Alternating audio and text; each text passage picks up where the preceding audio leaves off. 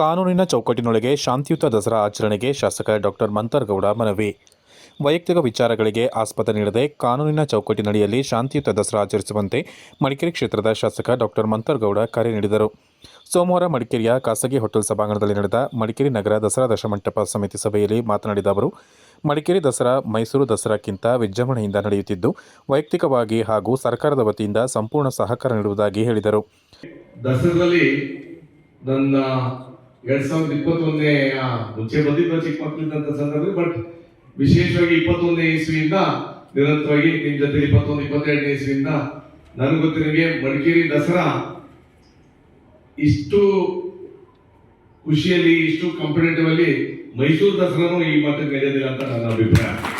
ಆಮೇಲೆ ಎಷ್ಟೇ ಕಾಂಪಿಟೇಷನ್ ಆಗಿದ್ರು ಮಡಿಕೇರಿಗೆ ಒಂದು ಒಳ್ಳೆಯ ಹೆಸರು ತರಬೇಕು ಅಂತ ಆಸೆ ಇರೋದ್ರಿಂದ ನಾವೆಲ್ಲರೂ ಸೇರ್ಕೊಂಡು ಈ ಕಾರ್ಯಕ್ರಮ ಮಾಡ್ತಾ ಇದ್ವಿ. ಆ ವಿಚಾರದಲ್ಲಿ ನೀವು ಹೇಳಿದಂಗೆ ಇಲ್ಲಿ ನಾನು ಕಾನೂನ ಬದಲಾವಣೆ ಮಾಡಕ್ಕೆ ಈ ಮಾಡ್ಬೇಕು ಆ ಮಾಡ್ಬೇಕು ಅಂತ ನಾನು ಹೇಳಕ್ ಬಂದಿಲ್ಲ. ಇಲ್ಲಿ ನಾನು ನಿಮಗೆ ವೈಯಕ್ತಿಕವಾಗಿರ್ಬೋದು, ಸರ್ಕಾರದ ವತಿಯಿಂದ ಇರ್ಬೋದು, ನಿಮ್ಗೆ ಏನ್ ಸಪೋರ್ಟ್ ಇರ್ಬೇಕು ಅಂತ ನಾವು ನಿರಂತರವಾಗಿ ನಿಮ್ ಜೊತೆ ಇರ್ತೀವಿ. ಯಾಕಂತಂದ್ರೆ ಮಂಟಪದ ಪ್ರದರ್ಶನ ಇಲ್ಲ ಅಂದ್ರೆ ದಸರಾನೇ ಇಲ್ಲ ಅಂತ ನನ್ನ ಅಭಿಪ್ರಾಯ.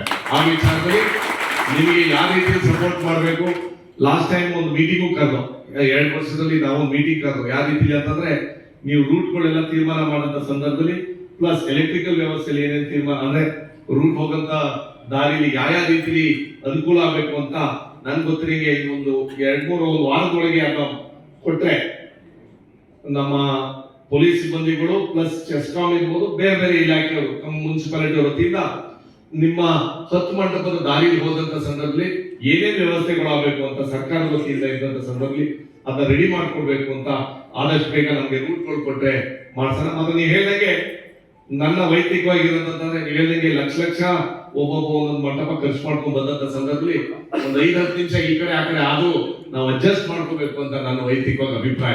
ಯಾಕೆ ಅಂತಂದ್ರೆ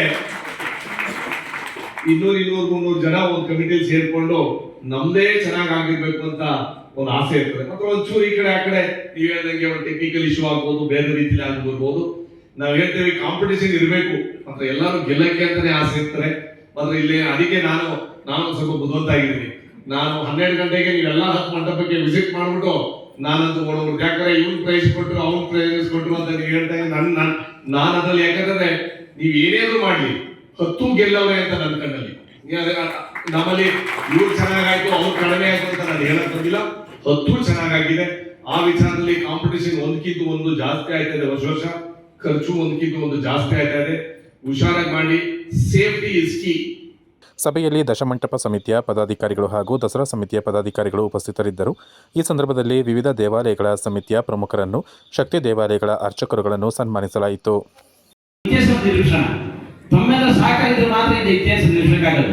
ತಾವೀಗ ಹೇಳ್ತೀರಾ ಟೌನಲ್ಲಿ ಮುಂದೆ ಬರ್ತೀರಾ ಅಂತ ಹೇಳಿ, ತಮಗೆ ಇನ್ನೂ ಈಸಿ ಆಗ್ತಿದೆ. ಯಾಕೆ ಹೇಳಿದ್ರೆ 11 ಗಂಟೆಗೆ ನಾವು 8 ಗಂಟೆಗೆ ಪೆಟ್ರೋಲ್ ಆದ್ಮೇಲೆ ಸ್ವಲ್ಪ ಒಂದು ಏನೋ ಒಂದು ವ್ಯವಸ್ಥೆ ನಿಮ್ಮೆಲ್ಲ ಗೊತ್ತಾಯ್ತದೆ, ಮತ್ತೆ ಮಾಹಿತಿ ಕೊಡ್ತೀನಿ, ಎಲ್ಲ ಮಾಹಿತಿ ಕೊಡ್ತೀನಿ.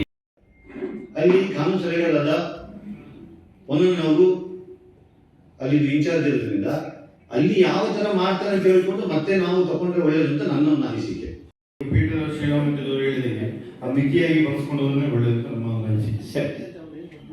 ಮುಖ್ಯವಾಗಿ ಈ ಡಿಜೆ ನಿರ್ಬಂಧ ಮಾಡಬೇಕು ಅಂತ ಖಂಡಿತ ಒಪ್ಕೊಳ್ಬೇಕಾದ ಒಂದು ವಿಚಾರಗಳು ಕೂಡ ಹೌದು. ಆದ್ರೆ ಈ ಧ್ವನಿವರ್ಧಕಗಳನ್ನ ಎಲ್ಲೂ ಕೂಡ ನಿಷೇಧ ಮಾಡಲಿಲ್ಲ. ದಯವಿಟ್ಟು ಎಲ್ಲ ಅರ್ಥ ಮಾಡ್ಕೊಳ್ಳಿ, ಧ್ವನಿವರ್ಧಕವನ್ನು ಎಲ್ಲೂ ನಿಷೇಧ ಮಾಡಿಲ್ಲ. ಡಿಜೆನ ಏನು ಆ ಡಿಜೆ ಪ್ಲೇ ಬಾಯ್ಸ್ ಅದು ಏನು ಪ್ಲೇ ಮಾಡ್ತಾರೆ ದಯವಿಟ್ಟು ಅದನ್ನು ನಿಲ್ಲಿಸ್ಕೊಳ್ಳೋಣ. ಬೇಕಾದ್ರೆ ರೆಕಾರ್ಡೆಡ್ ಏನು ಸಾಂಗ್ಸ್ ಅಥವಾ ಏನು ನಮ್ಮ ಸ್ಟೋರಿಗಳಿದೆ ಅದನ್ನು ಮಾಡ್ಕೊಂಡು ಹೋಗೋದ್ರಿಂದ ಉತ್ತಮ ಅಂತ ನನ್ನ ಒಂದು ಅಭಿಪ್ರಾಯ.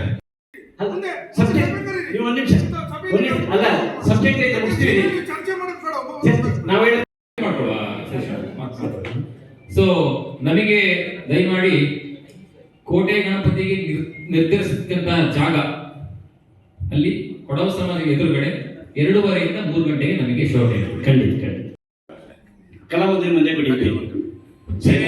ನಾವು ಬರ್ತೀವಿ, ನಾವು ಬಂದಾಗ ಮುಂದೆ ಹೋದಾಗ ದಂಡಿನ ಮನೆ ಎಂದವ್ರು ಬರ್ತಾರೆ, ಅಲ್ಲಿಂದ ನೀವು ಬರ್ತೀರಾ. ನಿಮ್ನ ಫಾಸ್ಟ್ ಹಾಕೊಂಡು ನಾವು ಹೋಗ್ತೀವಿ, ನಮ್ಮಿಂದ ನೀವಾಗ ಜಡ್ಮೆಂಟಿಗೆ ಬಂದು ಅಲ್ಲಿ ನಿಂತ್ಕೊಳ್ತೀರಲ್ಲ, ನಾವು ಅಲ್ಲೇ ನಿಂತಿರೋದಿಲ್ಲ. ನೀವು ನಾವು ಹೋದ್ಮೇಲೆ ಇಟ್ಕೊಳ್ಳೋದು. ಪ್ರತಿ ಸಲನ ಹಂಗೆ ಹಾಕಿತ್ತು. ಈಗ ಒಂದು 2-3 ವರ್ಷದಿಂದ ಈ ರೀತಿ ಮಾಡಿದ್ದಾರೆ.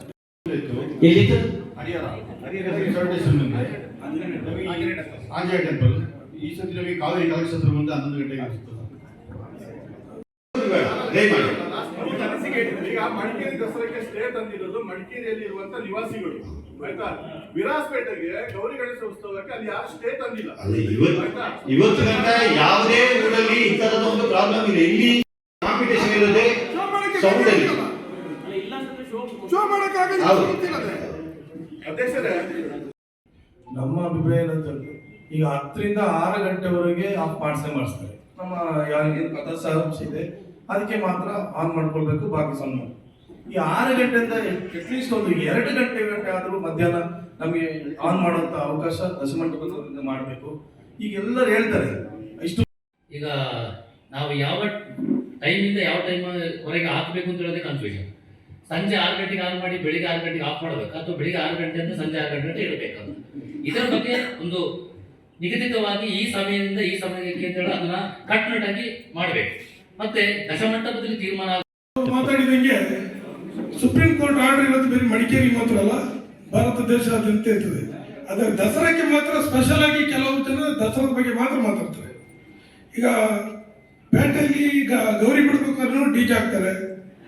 ನಮ್ಮ ಹನುಮ ಜಯಂತಿ ಕುಶಾಲನಗರದಲ್ಲಿ ಗ್ರ್ಯಾಂಡ್ ಆಗಿ ಮಾಡಿದ್ರು ಆಗೋ ಡಿಜೆ ಹಾಕ್ತೀವಿ. ಮಡಿಕೇರಿಯಲ್ಲಿ ಡಿಜೆ ಹಾಕಿ ಕೇಸ್ ಹಾಕ್ಸ್ಕೊಳ್ತೀವಿ. ಬಟ್ ಸುಪ್ರೀಂ ಕೋರ್ಟ್ ಆರ್ಡರ್ ಇರೋದೇನು ಬೆಳಿಗ್ಗೆ 6 ರಿಂದ ಸಂಜೆ 6 ರಿಂದ ಬೆಳಿಗ್ಗೆ 6 ಗಂಟೆ ಗಂಟೆ ಸೌಂಡ್ಸ್ ಮಾಡಬಾರ್ದು ಅಂತ. ರಾತ್ರಿ 10 ಗಂಟೆ ಸ್ಟಾರ್ಟ್ ಆಗಿ ಸಂಜೆ 6 ಗಂಟೆಯಿಂದ 10 ಗಂಟೆಯಿಂದ ಆಗುತ್ತೆ ಅಂತ ಹೇಳ್ತಾರೆ. 12 ಗಂಟೆ ಆಗ್ಬೋದು. ಲಾಸ್ಟ್ ಇಯರ್ ಇದೇ ತರ ಬಿಫೋರ್ 2 ಇಯರ್ಸ್ ಸಮಸ್ಯೆ ಜಾಸ್ತಿ ಆಯ್ತಾ ಇದೆ. ಬೆಳಿಗ್ಗೆ 6 ಗಂಟೆಗೆ ಆಫ್ ಮಾಡ್ತೀವಿ ಸೌಂಡ್ನ. ಬಟ್ ಸರ್ಕಾರ ಆದೇಶ ಇರೋದೇನಂತಂದ್ರೆ ಬೆಳಗ್ಗೆ ಸಂಜೆ 10 ಗಂಟೆ ಕ್ಲೋಸ್ ಮಾಡಿ ಹೋಗ್ತಿರೋದು. ಅದೇ ಬೆಳಗಿನ ಜಾವ ಎಲ್ಲರೂ ಕಷ್ಟಪಟ್ಟು ನಮ್ದು ಪದಾಧಿಕಾರಿಗಳು ಎಲ್ಲರೂ ಸಮಿತಿ 10 ವರ್ಷ ಮಾಡಿ ಏನ್ ಮಾಡ್ತಿದ್ವಿ, ಕೆಲಸ ಮಾಡ್ತೀವಿ. ಆದ್ರೆ ರಾತ್ರಿ ಯಾರು ಎಂಜಾಯ್ಮೆಂಟ್ ಮಾಡ್ಲಿಕ್ಕೆ ಆಗಲ್ಲ. ಹೇಳಿದರು ಡಿಜೆ ಅಂದ್ರೆ ಕರೆಕ್ಟ್ ಆಪರೇಟ್ ಮಾಡೋದು ನಾವು ಕನ್ನಡದಲ್ಲಿ ಧ್ವನಿವರ್ಧಕ ಮಾಡಿಬಿಟ್ಟು ಮಾಡ್ಬೋದು ಅಂತೇಳಿ. ಆದರೆ ಇದೀಗ ಏನಂದ್ರೆ 5-6 ವರ್ಷದಿಂದ ಈ ಡಿಜೆ ಬಗ್ಗೆ ಡಿಜೆ ಸದ್ದುಗಿಂತ ಈ ಸದ್ದು ಜಾಸ್ತಿ ಮಾಡ್ತಾ ಇದ್ದಕ್ಕಂಥ ಈ ಒಂದು ವಿಷಯ. ಮಡಿಕೇರಿ ದಸರಾದಲ್ಲಿ ಅತ್ಯಂತ ಆಕರ್ಷಣೀಯ ಅಂಶ ಅಂದ್ರೆ ಹಾಗೆ ನಮ್ಮೆಲ್ಲ ಹಿರಿಯರಿಗೂ ಸನ್ಮಾನವನ್ನ ಮಾಡಿದಂತಹ ವೇದಿಕೆ ಮೇಲಿರುವ ಸರ್ವ ಗಣ್ಯರು ಹಾಗೆ ನಮ್ಮ ಶಾಸಕರಾದ ಶ್ರೀಯುತ ಡಾಕ್ಟರ್ ಮಂತರಗೌಡ, ಶ್ರೀಯುತ ಗಜರಾಜ ನಾಯ್ಡು, ಶ್ರೀ ಪೇಟೆ ರಾಮ ಮಂದಿರದಿಂದ, ಶ್ರೀಯುತ ದೇವೇಂದ್ರ ಅವರು ಶ್ರೀ ದೇಚೂರು ರಾಮ ಮಂದಿರ ದೇವಸ್ಥಾನದಿಂದ, ಶ್ರೀ ಆರ್.ಎಸ್. ಬಾಬು ನಾಯ್ಡು ಶ್ರೀ ದನ್ನಿಮಾರಮ್ಮ ದೇವಾಲಯ, ಶ್ರೀಯುತ ಡಿ.ಕೆ. ಮೋಹನ್ ಶ್ರೀ ಚೌಡೇಶ್ವರಿ ದೇವಾಲಯ, ಶ್ರೀ ಕಂಚಿ ಕಾಮಾಕ್ಷಿ ದೇವಾಲಯದಿಂದ ಶ್ರೀ ಉಮೇಶ್ ಸುಬ್ರಹ್ಮಣ್ಯ, ಶ್ರೀ ಕುದುರಕೋಟೆ ಚೌಟಿಮಾರಮ್ಮ ದೇವಾಲಯದಿಂದ ಶ್ರೀಯುತ ಎ.ಆರ್. ಮಂಜುನಾಥ್, ಶ್ರೀ ಮಂಜುನಾಥ್ ಅವರು ಶ್ರೀ ಕೋದಂಡರಾಮ ದೇವಾಲಯದಿಂದ